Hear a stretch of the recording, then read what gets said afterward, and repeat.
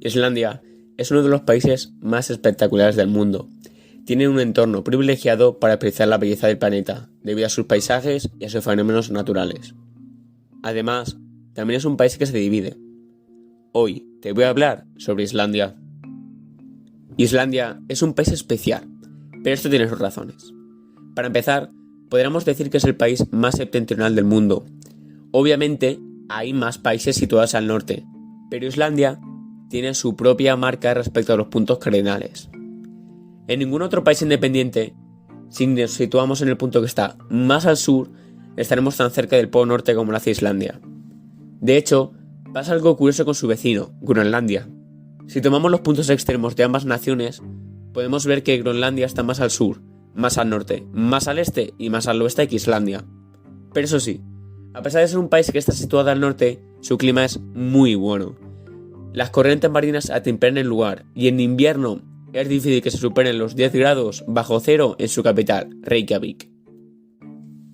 Al ver el paisaje de Islandia, podemos entender por qué tantos directores de cine eligen Islandia para grabar allí.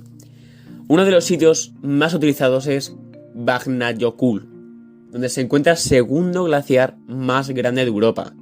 La serie Juego de Tronos tuvo varias escenas emblemáticas allí.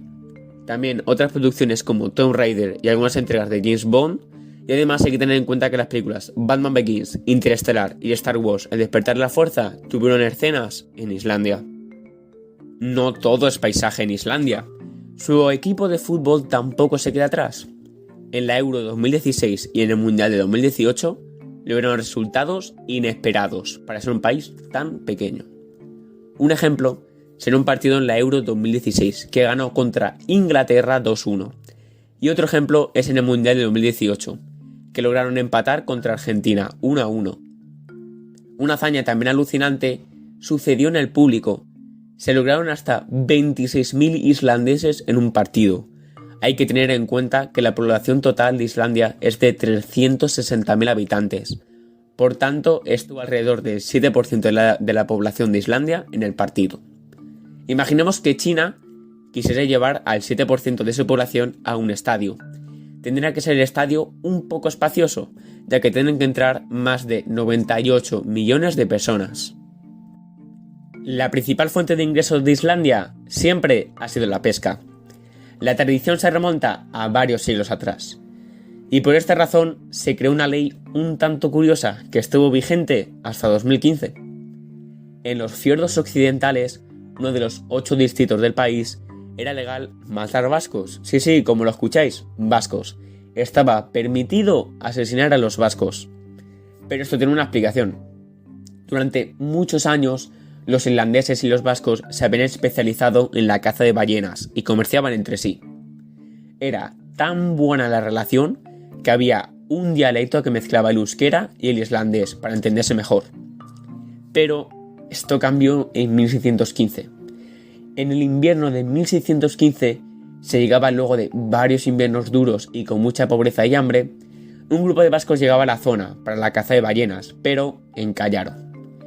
Cristian IV, el rey danés que gobernaba la zona, permitió que los irlandeses ataquen y saquen a los vascos, y si hiciera falta, hasta matarlos. Como decía anteriormente, esta ley estuvo vigente durante 400 años, y en 2015 se derogó. Pero había una ley que contradecía la de matar a los vascos. La ley en cuestión era que era ilegal asesinar personas, por lo tanto estaba complicado defenderse en un juicio. En los últimos años, Islandia buscó mejorar su infraestructura para que más turistas puedan disfrutar del país, y lo consiguió. La cantidad de personas que visitó el país pasó de 460.000 en 2010 a 2.300.000 en 2018. En 2018 fue el último pico antes de la pandemia. Las alternativas de visitar el país para los turistas se extienden a infinito. Muchos recorren Gimvegosh, que es la carretera de circulación que recorre el país entero. Son 1.300 kilómetros los que se puede ir desde Reykjavik, la capital, y además viven 122.000 habitantes, hasta lugares remotos donde viven 227, 456 o incluso 176 personas. En Vik y Migdal se puede disfrutar de un escenario único. son playas con arena de color negro. Los que les gustaría contemplar auroras boreales estarán en el paraíso, ya que se pueden observar 200 noches al año, especialmente en invierno, pero en invierno es más complicado viajar a Islandia. Vatnajökull, como he dicho anteriormente, es otro lugar que no te puedes perder. Es un glaciar y ocupa el 8% del país. Hay otros 3 lugares cercanos que atraen a los turistas. Son llamados en conjunto como el Círculo de Oro. El primero es la cascada de Gullfoss, un salto de agua de 32 metros. El segundo es Geyser. Diréis, oye, ¿qué dice Geyser y no Geyser? Bueno, pues la palabra viene de aquí. Geyser es una fuente de agua termal. El más activo es el de Strokkur, que erupciona en promedio cada 6 minutos con una altura de 20 metros. Y el tercer y último punto es el Parque Nacional Sinfjell. Tiene un gran valor cultural. Allí se erigió en el siglo X, concretamente en el año 930. El primer parlamento del mundo que sigue vigente hasta nuestros días.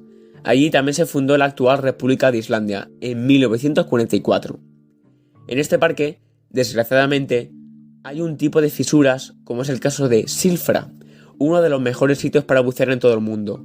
Los valientes que soporten aguas realmente heladas podrán disfrutar hasta de 80 metros de visibilidad. Y también se darán el lujo de estar en 2 continentes al mismo tiempo.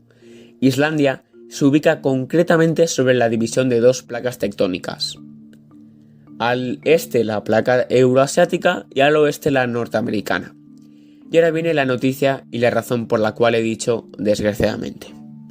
Cada año las placas se alejan hasta 2 centímetros entre sí.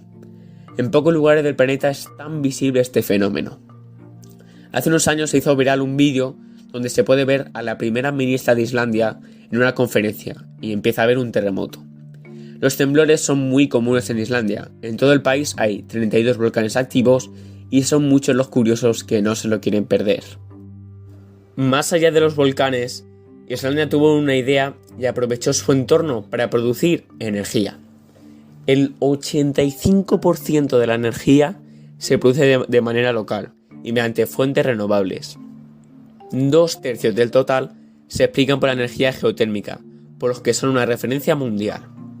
A pesar de estar en medio de 2 placas tectónicas, se ha considerado históricamente como parte de Europa, pero a nivel geográfico lo podemos definir como un país bicontinental. Y hasta aquí el podcast de hoy. ¿Crees que Islandia debe ser norteamericano? Espero que te hayas interesado por Islandia. Hasta otra.